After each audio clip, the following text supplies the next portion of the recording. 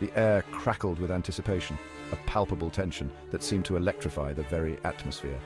A storm was brewing in Asheville, North Carolina, but this was no ordinary tempest. The skies darkened, mirroring the fervor and intensity of the gathering below.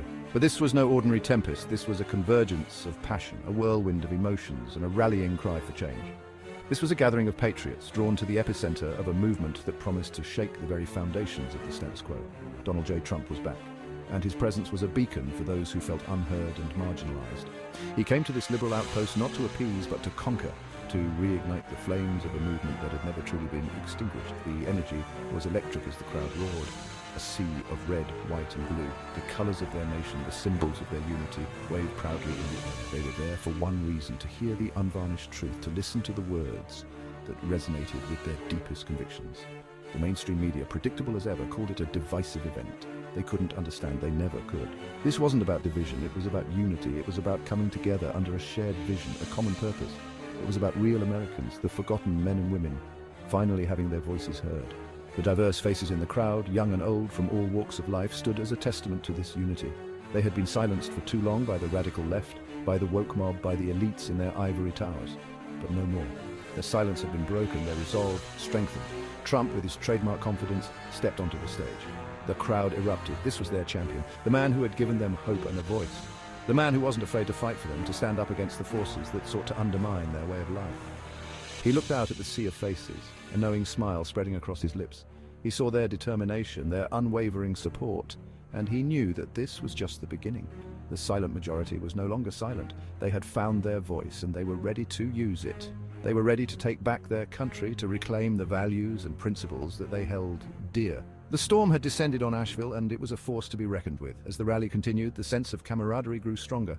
People shared stories, hopes and dreams, united by a common cause. Families came together, friends reunited, and new connections were forged in the spirit of patriotism and solidarity.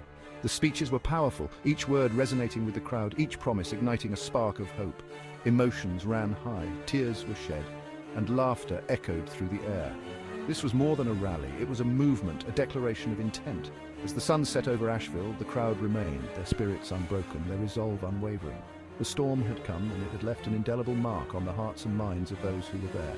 They left the rally with a renewed sense of purpose, ready to face the challenges ahead, united in their mission to make America great again. The storm had descended on Asheville, and its impact would be felt for years to come. This was just the beginning of a new chapter in the story of a nation. The storm had passed, but the movement it inspired would continue to grow, fueled by the passion and determination of those who believed in its cause. The future was uncertain, but one thing was clear. The people had spoken, and their voices would not be silenced. This wasn't just a rally, it was a declaration of war. A war against the woke indoctrination poisoning our schools, our businesses, our very culture. Trump, with the force of a man possessed, called it out for what it was, un-American. He spoke of the dangers of cancel culture, of the assault on free speech, of the relentless attacks on our history and our values. He didn't mince words, he never does. He spoke directly to the heart of the issue, to the anxieties of everyday Americans who feel like strangers in their own country. The crowd hung on his every word, nodding in agreement, their cheers echoing through the hall. This was the language they understood, the language of common sense, of patriotism, of America first. Trump drew a line in the sand that night in Asheville. On one side stood the forces of freedom, of faith, of family. On the other, the radical left, the socialists, the globalists. There was no middle ground. This was a battle for the soul of America. The elites in Hollywood, those champagne socialists who lecture us about morality while living lives of hypocrisy, were next in Trump's crosshairs. He called them out by name, exposing their double standards, their virtue signaling, their contempt for the average American. They hate you, Trump thundered, his voice echoing through the arena. They hate your values. They hate your way of life. The crowd erupted in cheers. They knew it was true. They had seen the sneering condescension, the open disdain from these self-proclaimed arbiters of culture. They want to silence you, Trump continued, his voice filled with passion. They want to control what you think, what you say, what you believe. He spoke of the insidious influence of Hollywood, of how they use their platform to push their radical agenda, to indoctrinate our children with their woke ideology. Trump wasn't alone in his fight. Standing beside him on that stage was a new generation of conservative leaders, men and women of courage and conviction, ready to take up the mantle. Among them was Mark Robinson, the Lieutenant Governor of North Carolina. Robinson, a man who knows a thing or two about fighting for what he believes in, echoed Trump's message of defiance. "We will not back down," Robinson declared. his voice booming through the auditorium. We will not be silenced. We will not be intimidated. His words were met with thunderous applause. He spoke of the need to stand up to the woke mob, to protect our children from their poisonous ideology, to reclaim our culture from the clutches of the radical left. Robinson's presence was a powerful symbol of the growing movement to take back our country. He represented the forgotten men and women, the working-class Americans who have been ignored and marginalized for too long. His message was clear: we will not be silenced. We will fight back. The rally in Asheville was more than just a political event. It was a gathering of like-minded individuals who felt a deep connection to the cause they were supporting. It was a spiritual awakening, a moment where people felt a collective surge of energy and purpose. The air was thick with anticipation and the belief that they were part of something much larger than themselves, a realization that America is at a crossroads facing a choice between two very different futures. The crowd was acutely aware of the gravity of the situation, understanding that the decisions made in the coming months would shape the nation's destiny for generations to come. One path, the path of the radical left, leads to socialism, to tyranny, to the destruction of the American dream. This path, they believed, would erode the freedoms and opportunities that had defined America since its founding. The other, the path of Trump and his supporters, leads to freedom, to prosperity, to a restoration of American greatness. This vision promised a return to the values and principles that had made the country a beacon of hope and opportunity. Trump, with the passion of an evangelist, laid out his vision for the future. He spoke with conviction and fervor, painting a picture of an America that was strong, proud, and united. A future where America is once again respected on the world stage, where our economy booms, where our borders are secure, where our values are upheld. He emphasized the importance of national sovereignty, economic independence, and the preservation of traditional values. It was a message of hope, of optimism, of a return to the principles that made America great. The crowd responded with enthusiasm, their cheers and applause echoing the sentiments of the speaker. The crowd listened intently, their faces a mix of anger, determination, and hope. They were inspired by the vision presented to them, feeling a renewed sense of purpose and commitment to the cause. They knew that the stakes could not be higher. This was a pivotal moment in the nation's history, a time when every voice and every vote would count. This was not just about the next election, it was about the future of their country, the future of their children and grandchildren. The decisions made today would have lasting implications, shaping the world that future generations would inherit. Parents in the crowd held their children close, knowing that the outcome of this battle would determine the kind of world their kids would grow up in. They were fighting for a future where their children could thrive, where they could pursue their dreams without fear or limitation. The older generation, too, felt a deep sense of responsibility. They had seen the country through many challenges and changes, and they were determined to ensure that the values they held dear would be preserved for the next generation. The rally was a testament to the power of unity and shared purpose. People from all walks of life, from different backgrounds and experiences, came together with a common goal. They were united by their love for their country and their desire to see it flourish. As the rally continued, the energy in the crowd grew. Chants of "USA, USA" filled the air, and the sense of camaraderie was palpable. It was clear that this was more than just a political movement. It was a community of people who believed in the same ideals and were willing to fight for them.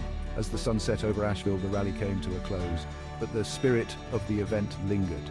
The people who had gathered there left with a renewed sense of hope and determination, ready to continue the fight for America's soul. The battle for America's soul was far from over, but the rally in Asheville had shown that there was a strong and passionate movement ready to take on the challenge. The future was uncertain, but the resolve of those who believed in the vision of a great America was unwavering.